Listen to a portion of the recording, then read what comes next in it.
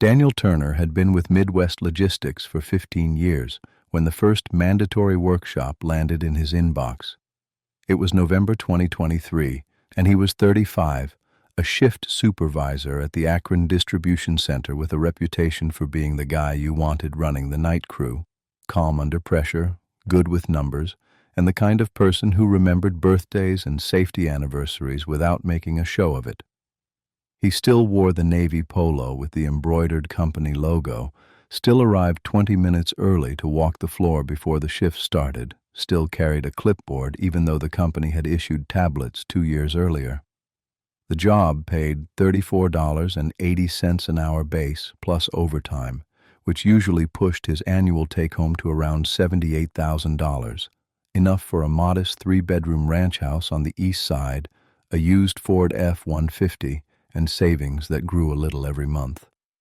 The center was a sprawling 620,000-square-foot beast, steel racking that reached 40 feet high, conveyor belts that never stopped, and a workforce of 820 that moved auto parts, consumer electronics, and medical supplies across the Midwest. Daniel's shift consistently posted the best numbers in the building, throughput up 14% year over year, damage rate below 0.3%, OSHA recordables at 0 for 21 months straight. His crew liked working for him because he listened, fixed problems before they escalated, and never played favorites. He wasn't flashy, he was reliable. The email came on a Tuesday afternoon. Mandatory inclusive leadership training, all supervisors required. The subject line had a little rainbow flag emoji at the end.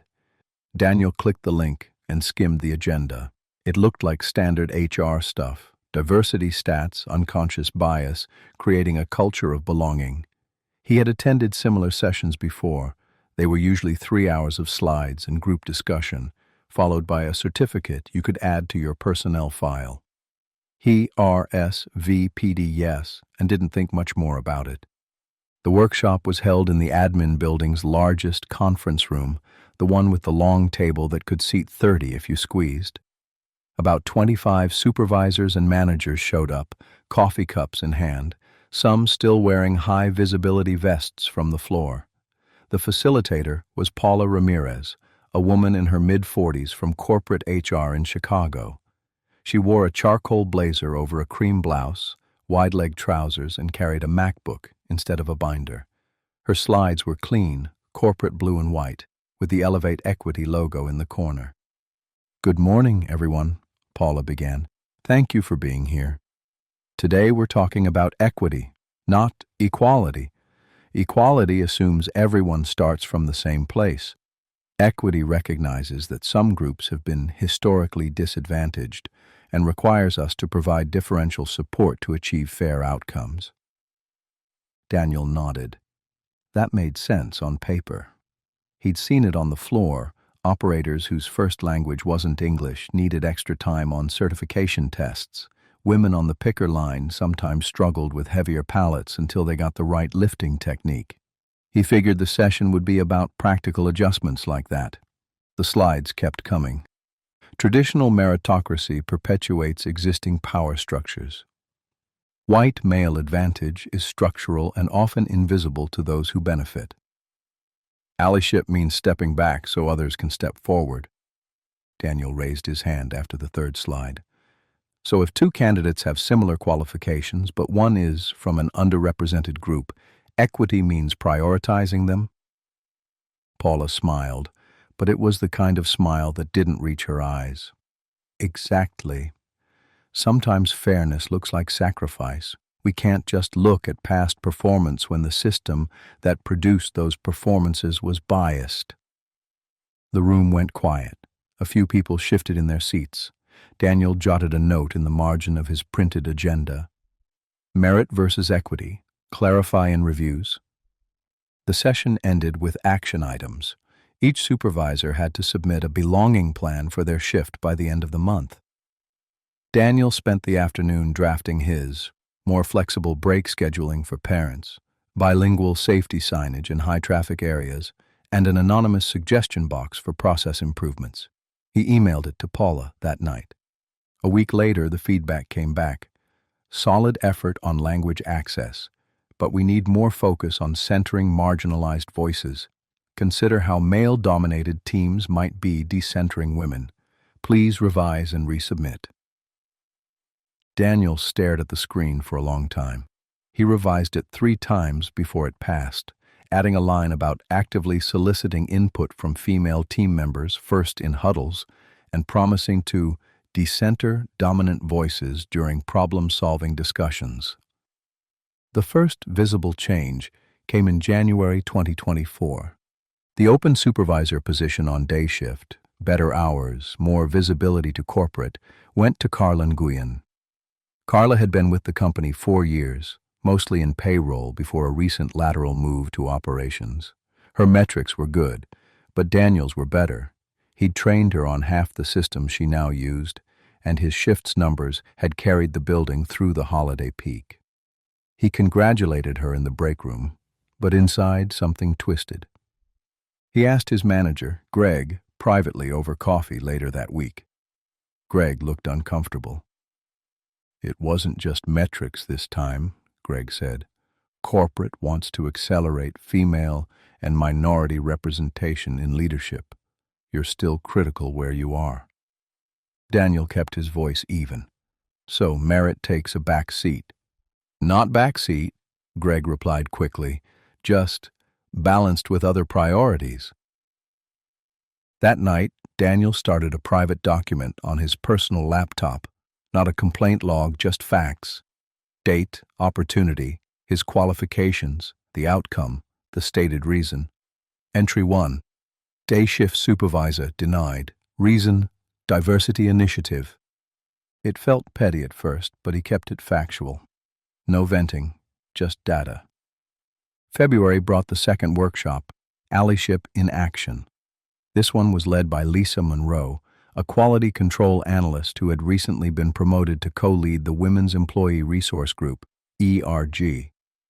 Lisa was in her early 30s, sharp, enthusiastic, and spoke with the confidence of someone who had read all the right books. Her slides were filled with quotes from bell hooks, Kimberly Crenshaw, and Robin DiAngelo. "Allyship is not a passive state," Lisa said. "It requires active decentering of dominant voices. In meetings, men, especially white men, should practice listening 70% of the time and speaking only when adding something that hasn't already been said by a marginalized colleague." Daniel raised his hand. "What if the topic is technical and the person with the expertise happens to be a man?" Lisa paused, then smiled. "That's a common defense mechanism called meritocratic defensiveness. The assumption that expertise is neutral ignores who has historically been given access to training and opportunity. We need to interrogate that." The room nodded. Daniel didn't argue. He just wrote in his notebook, "Expertise reframed as privilege." After the session, Paula pulled him aside in the hallway. "Daniel, your question came across as challenging. In future sessions, try framing it as curiosity rather than pushback." He nodded. "Understood." But in his private document, Entry 2. Allyship Workshop. Question flagged as defensive. No specific improvement guidance. March arrived with the first round of anonymous allyship feedback surveys. The forms asked employees to rate colleagues on a scale of 1 to 5 for behaviors like validates diverse perspectives, avoids mansplaining, and actively amplifies underrepresented voices. Daniel's average came back 2.7. Comments were anonymous but pointed. Questions equity decisions too often. Could show more enthusiasm for DEI topics. Seems resistant to change. He had asked 3 questions in the last cross-functional meeting, all data-driven, all on topic. No one had complained about tone before. He met with Paula again. "Can I see the raw comments or know who submitted them?" "Anonymity is essential for honesty," she said, "but the pattern is clear. We need to see more visible allyship." Daniel asked for specific actions. Paula listed 3. Attend 2 women's ERG meetings per month. Lead a Men as Allies discussion group, and complete the advanced From Privilege to Partnership online course. He did all 3. The ERG meetings were mostly venting sessions about toxic masculinity and logistics, and how men dominate conversations. When Daniel suggested practical ideas, better lighting in the women's restroom, more ergonomic tools for smaller-statured operators, they were met with polite smiles and then redirected to systemic issues. He stopped attending after 4 sessions. The Men as Allies group was worse. 5 men sitting in a circle, awkwardly parsing what feminism means for blue-collar work. The facilitator kept pushing for vulnerability sharing. Daniel shared a story about how he stepped back on a project to let a female colleague lead. The group leader praised it as growth. He felt like he was performing. The online course was self-paced. It included self-audit assignments. List 5 ways you have benefited from patriarchal structures. Daniel submitted an honest list. Never had to worry about childcare impacting promotions. Assumed competent until proven otherwise, etc. It was graded lacks depth. He resubmitted with more examples, passed with a digital certificate and a smiling emoji in the email subject line. April brought the first formal equity impact assessment requirement.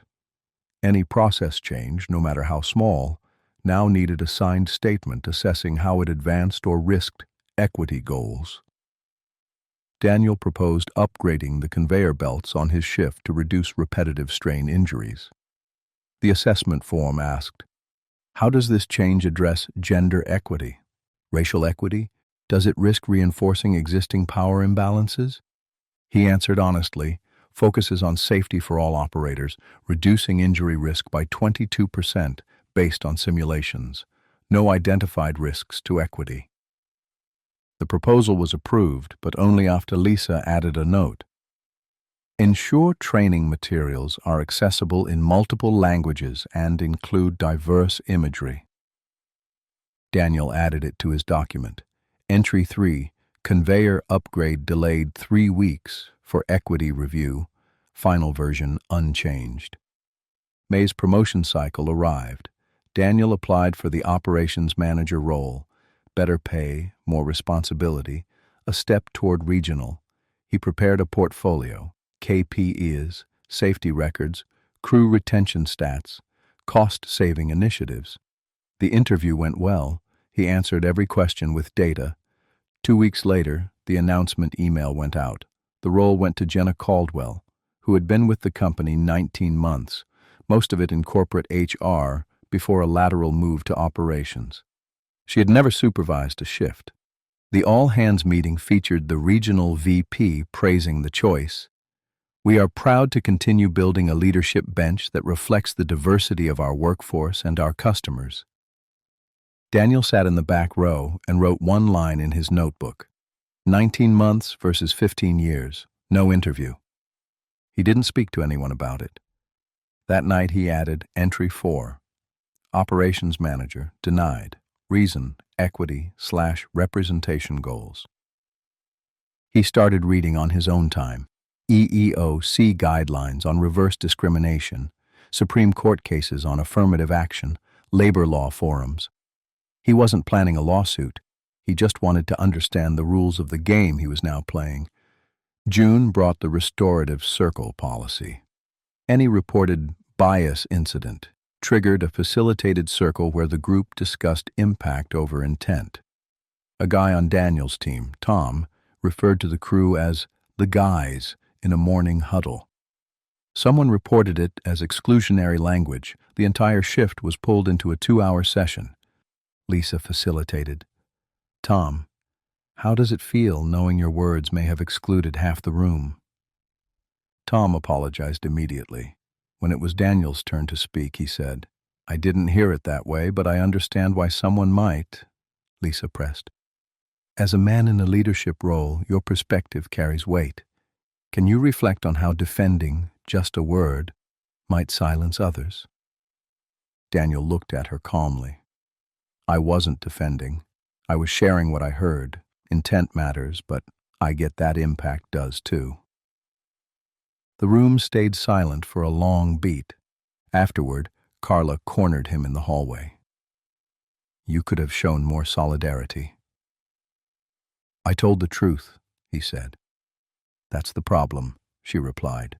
"Sometimes truth needs context." Daniel walked away and added entry 5. Restorative circle for guys comment. My input flagged as defensive. He kept going to work, kept hitting numbers, kept documenting. The erosion was slow, almost invisible to anyone not paying attention, but Daniel was paying attention. The belonging plans became a monthly ritual. Daniel's first revision had passed, but the feedback loop never really closed.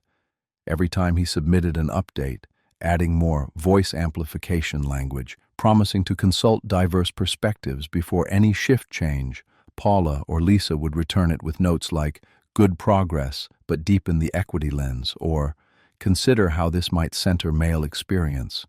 He rewrote them, sent them back, and kept the originals in his private folder labeled Belonging Feedback, Chronological. By late winter 2024, the plans had evolved into something more formal, the Equity Scorecard. Each supervisor's shift was now graded monthly on 5 metrics. 1.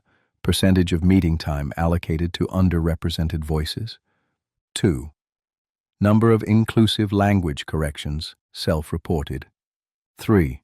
Diversity of project leads assigned. 4. Anonymous allyship survey average. 5. Reduction in bias incidents reported. Daniel's shift consistently scored 3.8 to 4.1 out of 5 on the first 3. He'd made sure women and non-white crew members led safety walkthroughs and process tweaks. But the allyship survey kept dragging him down to 2.9 to 3.2. The bias incident number was 0. He ran a tight ship, but Paula explained in a one-on-one that absence of reports doesn't mean absence of bias. It can indicate underreporting due to fear of retaliation. He asked, "So how do we improve a score when there are no incidents?" "Proactive allyship," she said. "Lead more discussions, model vulnerability, show you're willing to be uncomfortable." He started attending the men's allyship circle once a month. 5 to 7 guys, mostly older operators, sitting in a circle in the break room after shift change. The facilitator, usually Lisa or a rotating ERG member, would prompt, "Share a time you caught yourself in privilege." Most responses were awkward shrugs or vague, "I guess I talk too much sometimes." Daniel shared once, "I used to assume my way was the safest because it worked for me. Now I ask for input first." Lisa praised it as growth. The other men looked relieved when the hour ended. The scorecard results were posted publicly on the operations dashboard, first names only, but everyone knew who was who. Daniel's name appeared consistently in the needs improvement band for allyship. Crew members started avoiding eye contact in the halls. One longtime picker, Jamal, pulled him aside one night. "You okay, boss? They're coming after you hard." Daniel shrugged. "Just doing the numbers. You good?" Jamal nodded, but his face said he wasn't sure anymore. Spring brought the first big test, the annual leadership promotion cycle. Daniel applied for the regional operations lead role, $115,000 base, oversight of 3 centers, a real step up. He prepared a 30-page portfolio, KPIs, safety trends, cost savings, crew retention, even testimonials from operators. The interview panel was 4 people, Greg, Paula, a corporate VP, and an external Elevate Equity consultant. They asked standard questions: strategy, conflict resolution, vision. Then Paula leaned forward. "How do you ensure equity in your decision-making, especially when merit and representation conflict?" Daniel answered honestly, "I prioritize safety and performance first. Those are non-negotiable.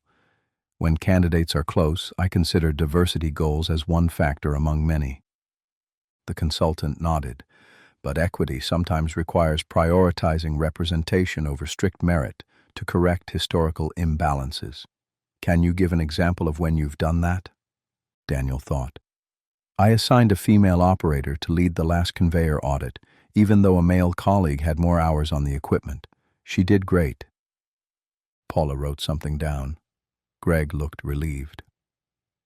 2 weeks later, the announcement email went out. The role went to Jenna Caldwell, 19 months with the company, former HR business partner, never supervised a shift. The press release praised continued progress toward gender parity in leadership. Daniel sat in his truck after the email, engine off, staring at the dashboard. He opened his document and typed, Entry 6, Regional Ops Lead, denied, no interview feedback. Winner, 19 months tenure, HR background, stated reason, equity progress. He didn't cry or punch the steering wheel. He drove home, made dinner, watched a hockey game, and went to bed early. The next morning, Greg found him in the break room. Dan, about the promotion. It's fine, Daniel said. I get it. Greg exhaled. Look, corporate's got quotas now. They don't say it that way, but yeah, you're still in line for the next one. Daniel looked at him. How many next ones before the line runs out? Greg had no answer. Summer 2024 brought the voice amplification rounds policy. Every team meeting now started with 15 minutes, reserved for underrepresented voices to speak first, uninterrupted. Daniel's shift had 8 women out of 22. They went first every time. When it was his turn to present metrics or safety updates, the energy in the room had often already shifted. People checking phones, conversations trailing off, the clock ticking toward break. One July meeting, after he'd walked through a 15% efficiency gain from a new pallet racking layout, Carla raised her hand. That's great data, Daniel, but did you consult the team on how the new layout impacts workflow for smaller statured operators or parents who need quick access to exits? He had multiple walkthroughs, feedback forms, adjustments made. Yes, surveys were anonymous, no concerns raised on that. Carla pressed, including intersectional questions, childcare duties, religious accommodations, disability impacts. Daniel paused. The survey was general. No one mentioned those specifically.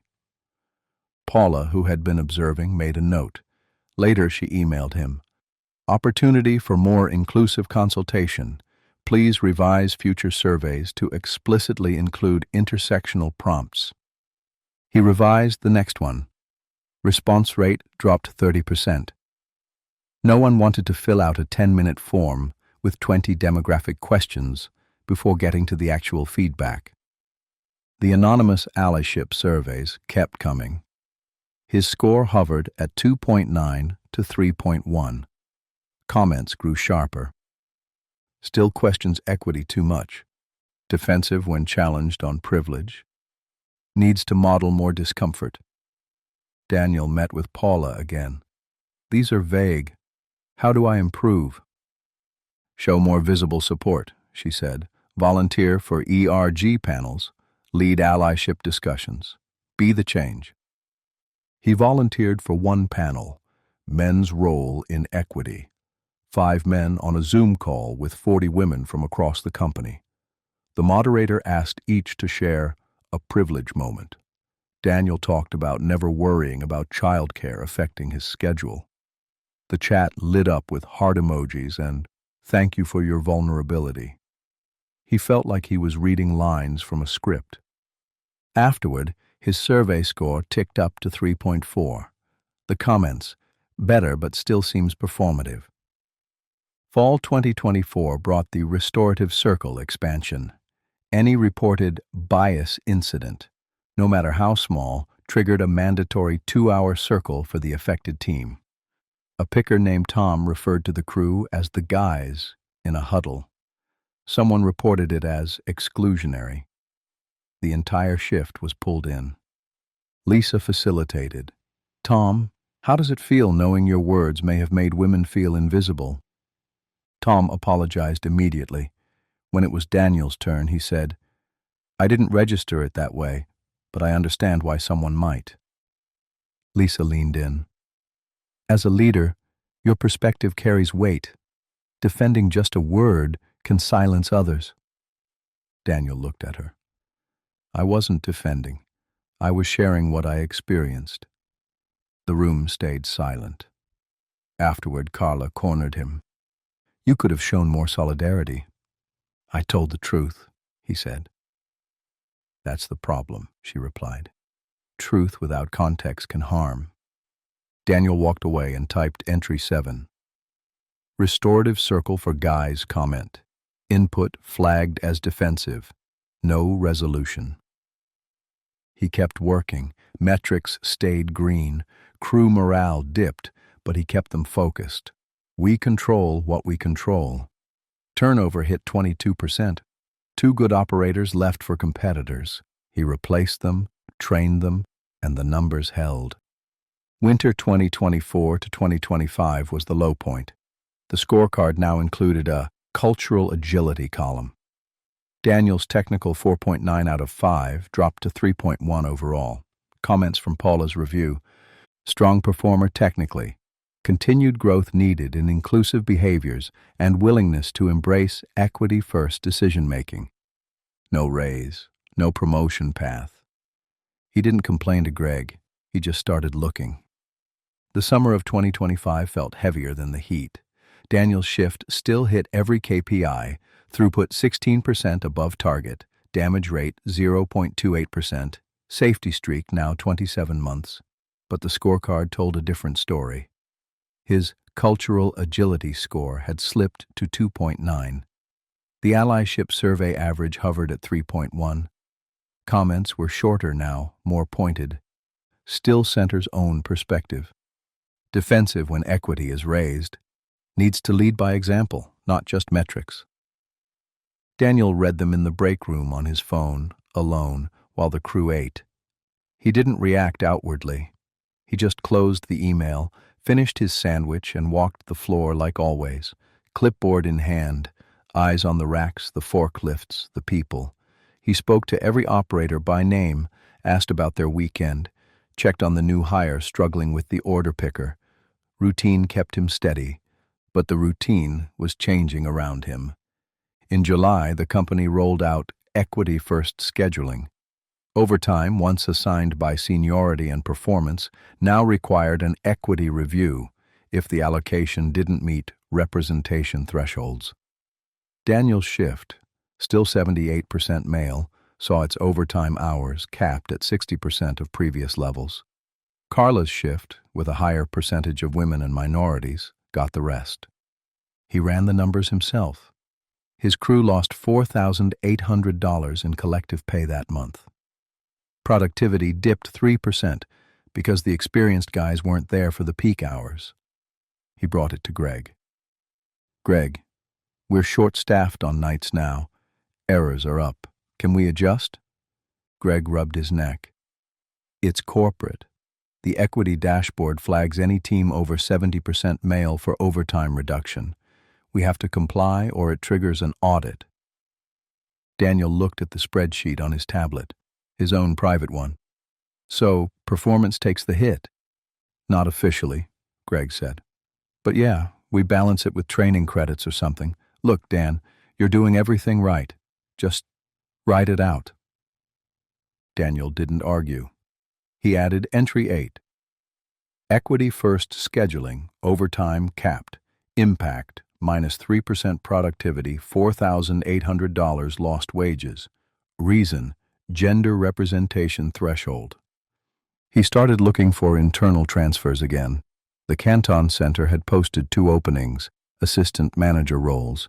Same pay scale, smaller building, less corporate visibility. He applied quietly. No fanfare, just an updated resume and a cover note emphasizing his safety and efficiency records. While he waited, the restorative circles multiplied.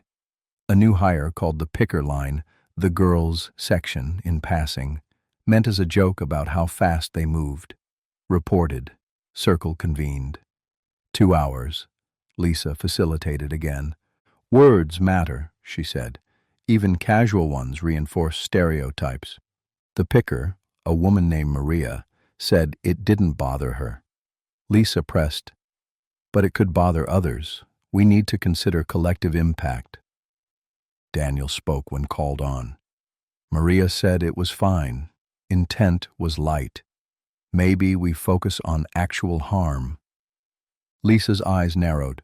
Minimizing impact is a common allyship gap, Daniel. It centers the speaker's comfort over the group's. The circle ended with a commitment statement everyone signed. I will be more mindful of gendered language. Daniel signed. In his document, Entry 9, Restorative Circle for Girls section comment. Input flagged as minimizing. No resolution beyond pledge. August brought the annual performance review cycle. Daniel's self-assessment was straightforward. Metrics attached, improvements listed, crew feedback quoted, all positive from direct reports. Greg's section started strong. Daniel continues to deliver exceptional operational results, then pivoted. However, growth is needed in cultural agility and visible allyship. Feedback indicates resistance to equity-first decision-making. Recommend additional DEI coursework and ERG leadership. No raise. Bonus reduced to 60% of target. Daniel read it in silence, then saved the PDF. He met Greg in the parking lot after shift. Greg, the review says resistance. I haven't argued with anyone. I follow policy, hit numbers, train people. What am I resisting? Greg looked tired. It's not you, personally. The committee scores everyone now. Allyship is 30% of the total rating. Your metrics are perfect, but the survey pulls you down. Daniel nodded slowly. So competence is 70%, ideology 30%. Greg didn't deny it. That's the balance corporate wants. Daniel drove home with the windows down, letting the warm air hit his face. He didn't rage. He planned. He completed the recommended DEI coursework, 4 modules on advanced allyship and intersectional decision-making. He scored 100% on the quizzes, submitted reflection essays that said all the right things. Certificates arrived by email. He filed them. September, the Canton transfer came through. Assistant manager, second shift, same base pay, smaller team, 320 employees, no equity scorecard requirement. Greg shook his hand. Good move, Dan. Fresh start. Daniel packed his locker in one trip, said quiet goodbyes to the crew. Jamal hugged him. You kept us straight. Don't let them change you. I won't, Daniel said. The Canton Center was quieter. Old school management, focus on safety, numbers, people. No mandatory ERGs, no public allyship ratings. Daniel's first review there was simple. Strong leader, keep doing what you're doing. Raise approved, bonus full.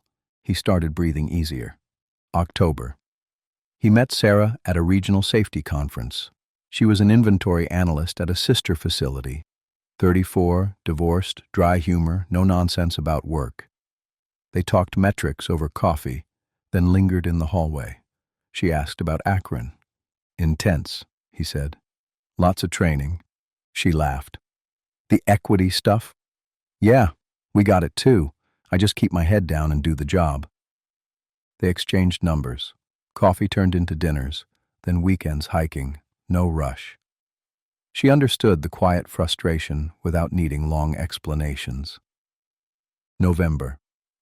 Daniel's side consulting picked up, small warehouses needing efficiency audits, $1,200 a month extra. He saved it all. December.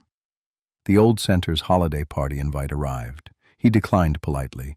Sarah asked if he missed it. Not the politics, he said. The people, maybe. But I'm good where I am. Christmas with his parents, then New Year's with Sarah. Quiet, solid. The Canton Center felt different from day one. Smaller parking lot, fewer security cameras, older racking that still worked fine because someone had maintained it properly. The management team was lean. Plant manager named Ray, 2 supervisors, and a handful of office staff who mostly stayed out of the way. No rainbow flags in the break room, no belonging posters on the walls, no monthly scorecard emails. Ray's philosophy was simple. Hit the numbers, keep people safe, go home to your family. Daniel fit right in. His first review came after 90 days. Ray sat across from him in a small office that smelled faintly of coffee and machine oil. The form was 2 pages: metrics, safety, team feedback, personal goals. No cultural agility column. No anonymous survey attachment. Numbers are excellent, Ray said, tapping the printout. Crew likes you.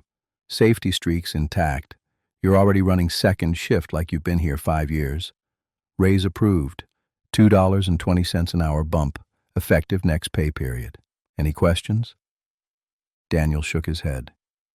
Just keep doing the job. Ray grinned. That's the spirit. He walked out of the meeting lighter than he'd felt in 18 months. No committee review, no equity statement, just results. He started settling in. Second shift ran 3 p.m. to midnight, better for mornings with the gym, better for evenings when he wanted quiet. He rented a small house 20 minutes from the center. 2 bedrooms, 1 bath, built in the 80s, but solid bones. He spent weekends fixing it up, new paint, refinished floors, a small deck out back. No rush to furnish. He liked the empty space. It felt earned. Sarah came over for the first time in late March.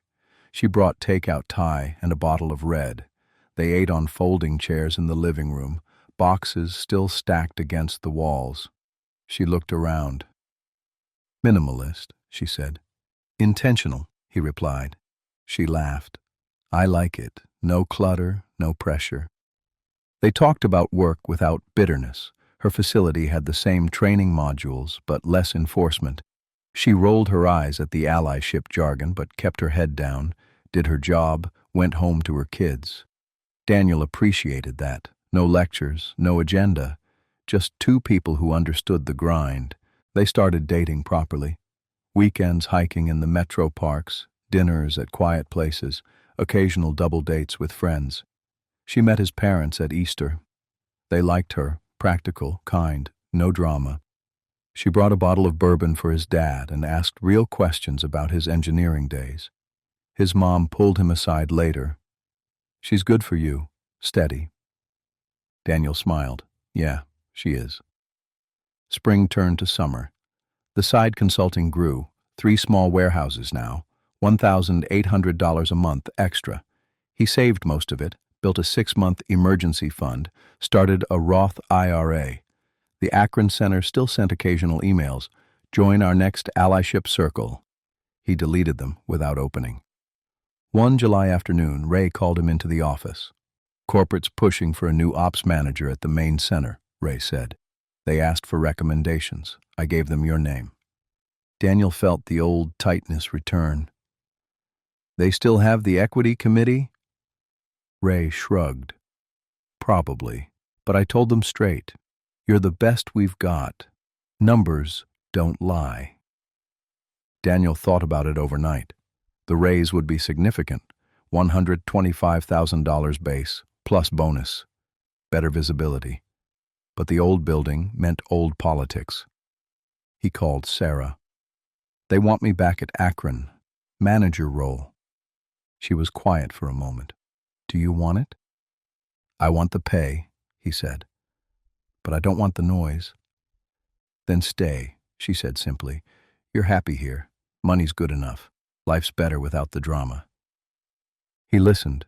The next day he told Ray, appreciate the nod, but I'm good where I am. Ray nodded. Smart. They can find someone else to play the game. Daniel stayed in Canton. By fall he'd been quietly promoted again. Full operations manager, same building, $108,000 base. No fanfare. Just a handshake from Ray and a new parking spot closer to the door.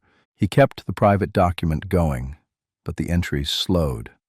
The last one, dated October 2025. Declined return to Akron Ops Manager. Reason, preference for merit-based environment. No equity review required here. He closed the file, didn't delete it, just archived it.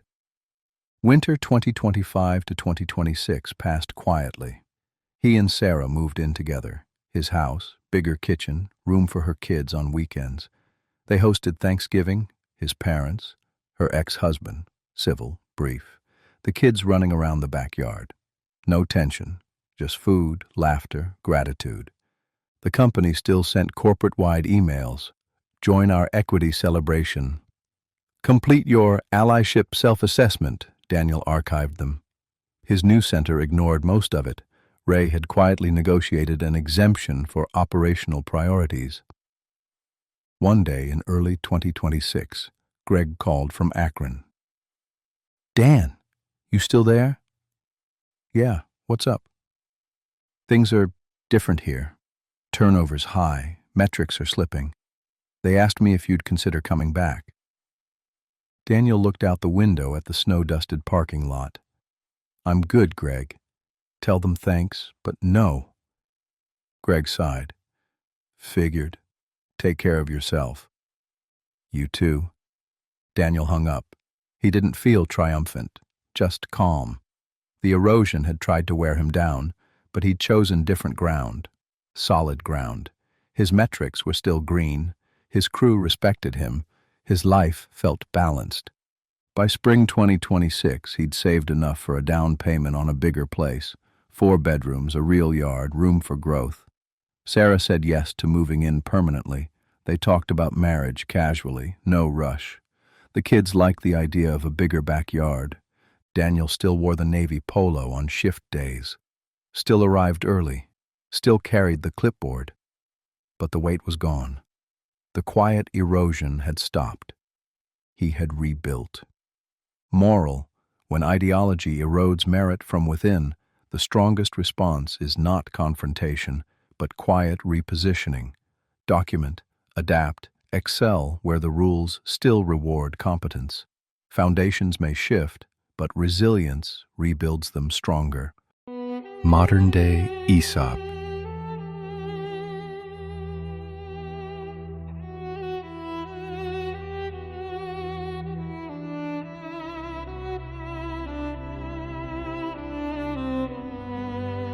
Subscribe for more ancient wisdom for the modern world.